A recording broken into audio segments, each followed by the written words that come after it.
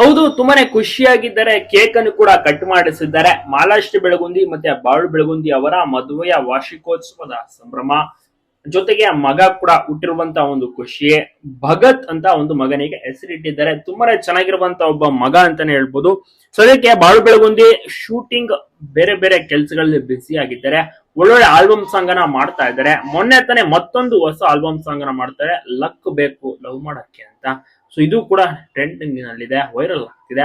ಮಾಲಾಶ್ರೀ ಅವರಿಗೆ ಖುಷಿಯೋ ಖುಷಿ, ಸಂಭ್ರಮಾಚರಣೆ ನೆಕ್ಸ್ಟ್ ಲೆವೆಲ್. ಈಗ ಸಾಕಷ್ಟು ಶೋಸ್ ಗಳ ಆಫರ್ ಗಳು ಕೂಡ ಸಿಗ್ತಾ ಇದೆ.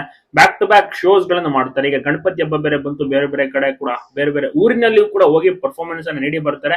ಅಷ್ಟರ ಮಟ್ಟಿಗೆ ಮನೆ ಮಾತಾಗಿದ್ದಾರೆ. ಬಾಳು ಬೆಳಗುಂದಿ ಇದೇ ರೀತಿ ಮಿಂಚಬೇಕು ಎಂಬುದು ಪ್ರತಿಯೊಬ್ಬರ ಆಸೆ.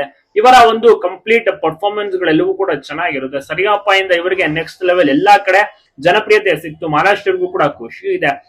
ಎಲ್ಲರೂ ಕೂಡ ಇವರಿಗೆ ವಿಶಸ್ ಗಳನ್ನ ಮಾಡಬಹುದು. ಮತ್ತೆ ಸಾಕಷ್ಟು ಇವರ ಫ್ರೆಂಡ್ಸ್ ಗಳೆಲ್ಲರೂ ಕೂಡ ಮದುವೆ ವಾರ್ಷಿಕೋತ್ಸವಕ್ಕೆ ಶುಭಾಶಯಗಳನ್ನ ಕೂಡ ತಿಳಿಸ್ತಾ ಇದ್ದಾರೆ.